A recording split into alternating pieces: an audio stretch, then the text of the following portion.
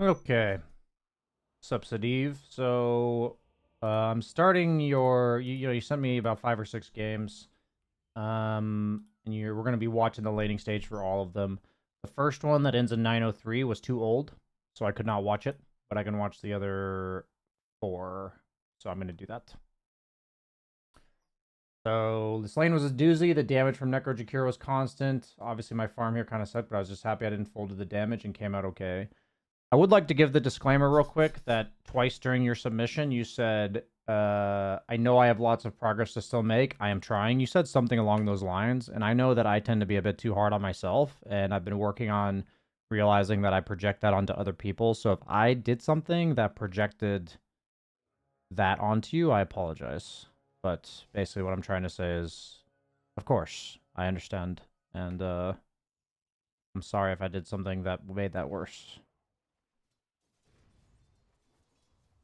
Okay, nice aggro there.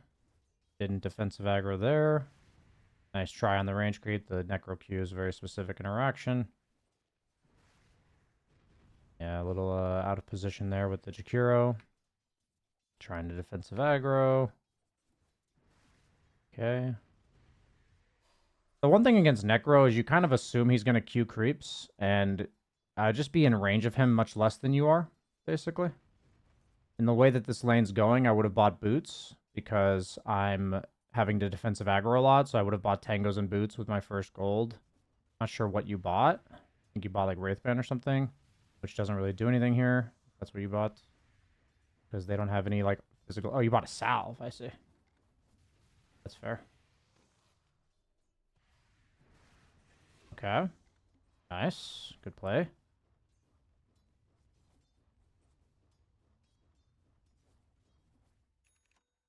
Okay, so you do buy Wraithband Wand. I'm not a fan of this.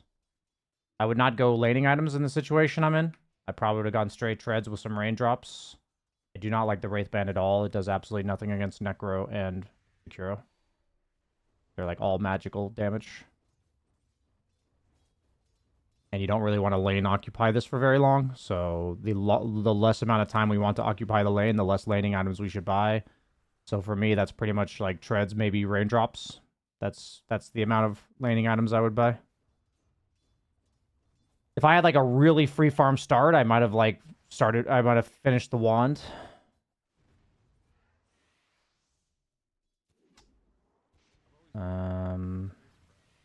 Yeah, this is overall pretty good though. And yeah, we're stuck at 5 minutes there. Like I'm seeing a lot more defensive aggro. You're gonna pull small. Please pull small. Please pull small. Pull small. Pull small. Oh, you decided to walk in and get damaged a bajillion before pulling small. Oh, you pulled small. Step in the right direction.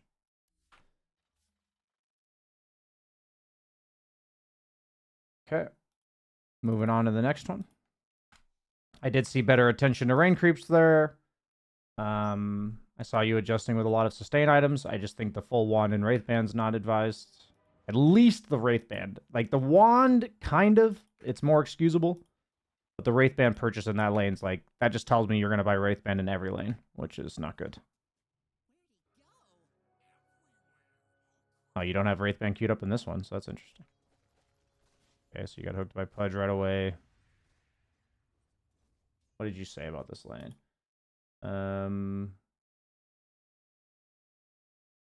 You mentally fell asleep in this game and you weren't thinking enough about the range creep. Gotcha. Against Pudge, I would have definitely gone boots without going full wand. I think you're kind of defaulting to full wand. And it just comes down to if there's other items you need. It's 200 gold for 2 all stats is what you're doing. And I just ask if that's the best use of your gold.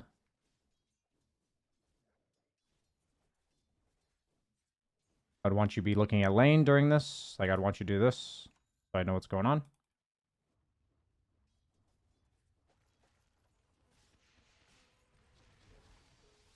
Yeah, you might be able to actually do a lot of damage to Pudge here. Yep, nice. I like that you went back for the creep wave.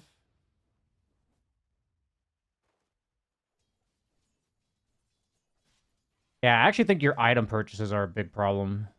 Like, you're kind of just defaulting to the same items and then waiting for the boots to come out. So you just had like 200 gold worth of items sitting in the base. That kind of adds up a lot. I like the attempt at blocking there. That was nice to like let him get the pull off. I think you made sure you were in range of the range group there. That was really nice. Huge props there. Much better than before. Sucks your Witch Doctor. That was a sick pull. Okay, yep, these are some good pulls. Need to pull again. Nice. Now, yep, you need to hit the wave forward. Very good. I like that you immediately started hitting the wave forward. That was very nice. Your positioning is pretty good here. That beam was really bad. You should not be beaming creeps when you have no mana. Something I've noticed, you're the second, like, 4K-ish carry that does this. Like, you can't be using spells to get last hits if you have no mana. Like, I want you to think of, if you have mana to spare, then you can have the luxury to beam creeps. So if you're at, like, 3/4 HP and you're like, I might not get this creep if I don't beam it, then beam it. But otherwise, we need you to have mana to potentially fight back if something happens. Like, you just have to not be a sitting duck, basically. And so those type of beams, like, they have really huge negative impact over time, and you just either need to get the CS without beaming or miss the CS. It's just a trade-off you have to willingly accept. Okay, so this lane's kind of over at this point. I don't mind that you're jungling. I do think you did a better job with the range creep in general. Like, you lingering around that one time was really nice. That was a big step in the right direction. And then the pulls were nice.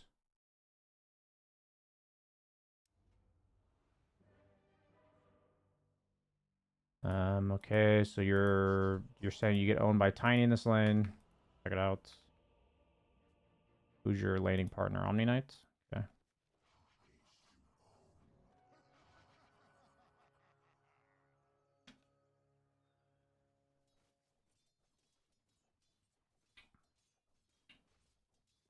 Yeah, I need to defensive aggro that creep. Need to defensive aggro these creeps. Nice to try with the... Yeah, you're not defensive aggroing at all. You just missed 3 creeps because you didn't defensive aggro.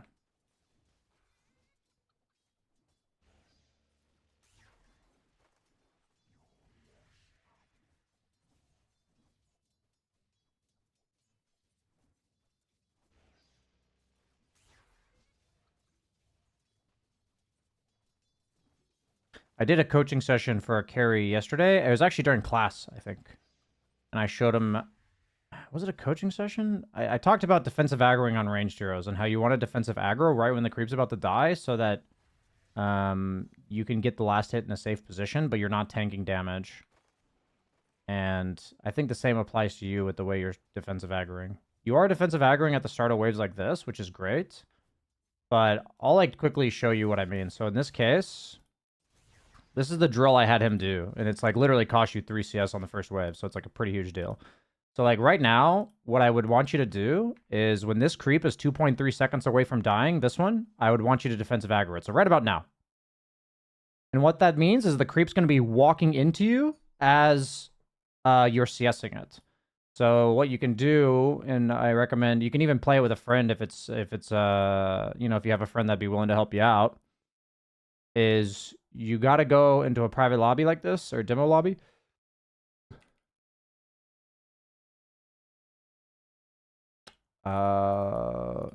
Create an enemy, give yourself a ward. And then our goal is to get the creep running towards me as it's dying. Like this. And then that's our defensive aggro. And then we do it again in a second here. I fucked it up. That same thing here.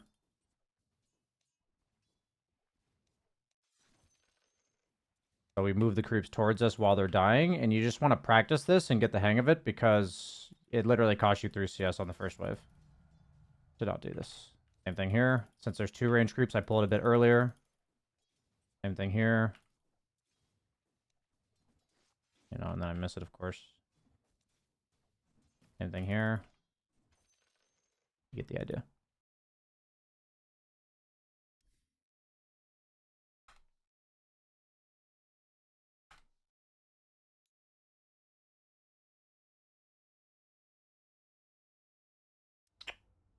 If you don't do this, then what happened to you on the first wave happens, basically.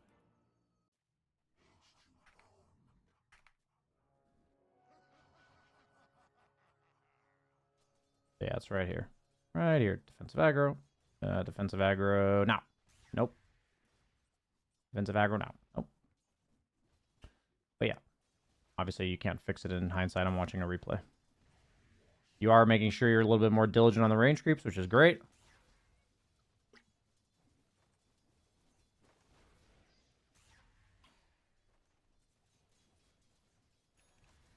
Okay, I like the aggression there to posture upwards and get the range creep there. Yeah, I just can't really go that close to Tiny.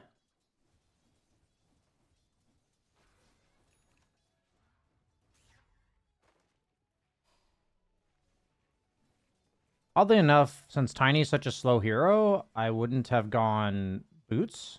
I would have gone the Band of Elven Skin for the extra damage, and then I would have gone just a bunch of regen, basically. Probably have raindrops again. Yeah, it's a bit too many hits on the Tiny, I think. You're walking way too far up for sure. Yeah, your beam is like 800 range or something. You can always do the range indicator where you like right-click, like alt-right-click your spell, and it shows you how far you can beam from. I'm not saying you like don't know, but you're definitely walking like 3 times closer to the creep than you need to be. So having a better sense of that as Luna would be good for you.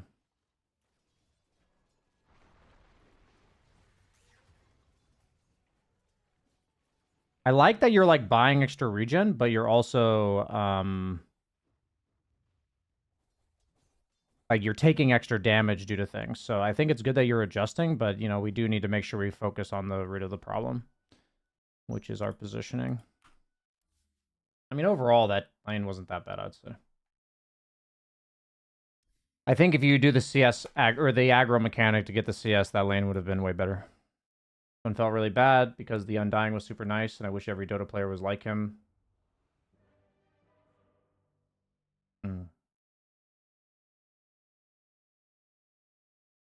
Okay, check this out.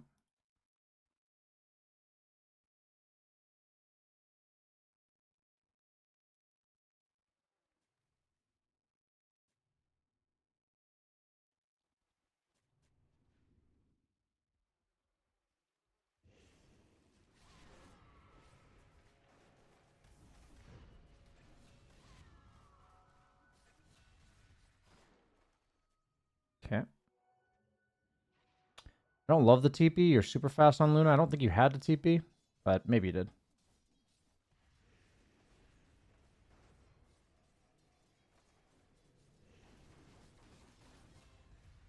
Nice. Yeah, another lane where Wraithman doesn't do anything. It's Silencer hitting you with his W and Underlord. Not W, sorry, QE. So I think you're defaulting to Wraithman and Wand is actually hurting you a lot. Like, if anything, this is like a bracer lane.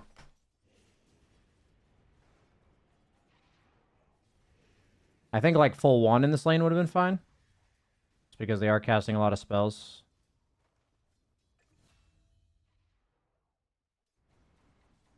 This is a lane where I probably would have even skipped the Slipper of Agility and just gone like 4 branches. Like Tango, Stick, 4 branches. And buy the full Wand for slots. That's how I would have probably... And then played like... I either go Bracer or not a Wraithband, basically. Okay. Let me rewind a bit.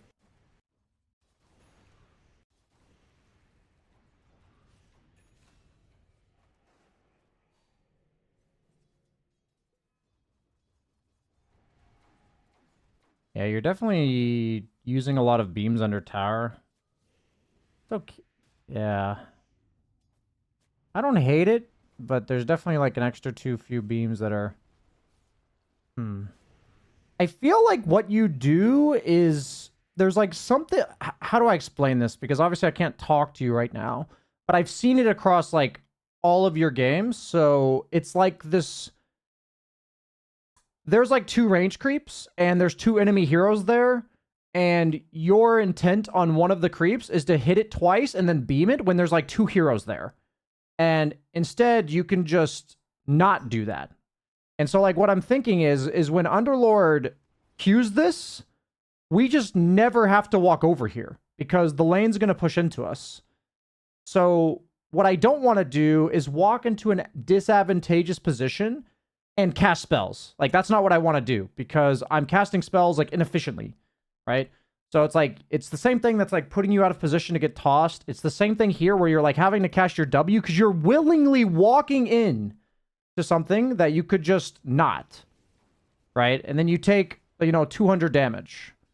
And it's, like, really interesting because you do it in every game, and I don't know exactly what's driving it. But yeah, it's really hurting you a lot. You're, like, willingly walking into bad trades. So yeah, that's my main concern. I actually think whatever's driving that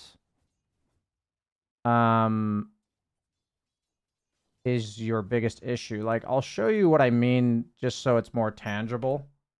Like, I'll just show you the exact example. I'll find it real quick from your previous game. It was on, like, the left side of the lane.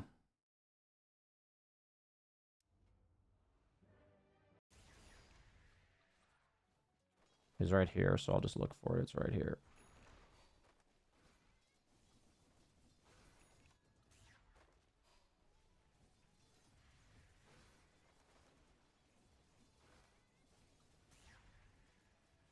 Maybe I already missed it or something.